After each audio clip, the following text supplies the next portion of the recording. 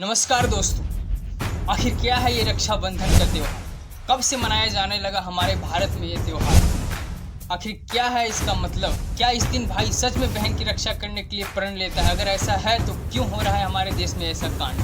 क्यों हो रहा है ये रेप और हत्याकांड का मामला? फिर क्यों हुआ सबकी जान बचाने वाली डॉक्टर बहन के साथ ऐसा?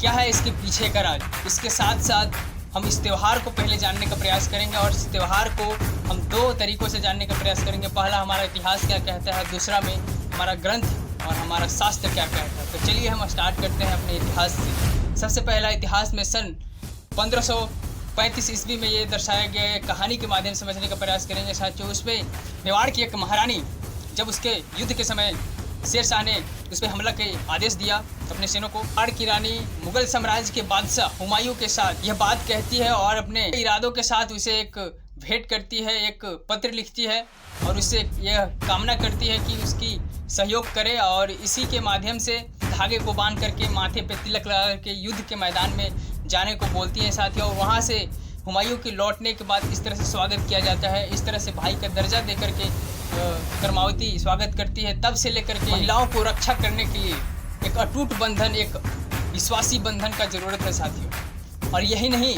उस समय की महिलाओं को हर एक पुरुष जो उनकी मदद करे, चाहे वो पति हो या भाई हो या किसी कोई और हो, रक्षा की ज़रूरत थी। इसी की वजह से एक धागे को बांध करके उन्हें युद्ध में ले जाया जाता था, जाने को कहा जाता था ताकि उनके लिए रक्षा का पात्र बन सके। और यही बात को अपने ग्रंथ के माध्यम से समझने का प्रयास करेंगे। चलिए अब ग्रंथ की बात करते हैं। तो ग्रंथ में ये माना जाता है साथियों, जब महाभारत हुआ था, महाभारत में जब कृष्ण अपने उंगली में जो दूरदर्शन चक्र की वजह से उनकी उंगली कट जाने के बाद द्रौपदी उसके हाथ को बांधती है, तब से ये माना गया कि रक्षाबंधन का शुरुआत वहाँ से होता है साथियों। ये हमारे ग्रंथ का कहना है। उसमें ग्रंथ में एक और एग्जाम्पल देखने को मिलता है, इंद्र और इंद्राणी की कथा। वो आप लोग जान ही रहे होंगे लगभग। कुछ रिसर्चेस के बाद ये भी पता चलता है कि राजा बलि और देवी लक्ष्मी की कथाओं में भी ये माना जाता है गाइस। तो आखिर क्या है सच्चाई? थिंकिंग करने की जरूरत आपको भी है। आप एक चीज को प्रूफ करने के लिए ग्रंथ की बात मानेंगे या अपने इतिहास के बारे में जानेंगे गाइस? आपको क्या लगता है, क्या सच है क्या नहीं है? अपने थिंकिंग को डेवलप करके ये समझ सकते हैं दोस्तों। जो भी हो दोस्तों, इस त्योहार का मतलब सिर्फ महिलाओं को रक्षा और उनकी इज्जत करना है दोस्तों।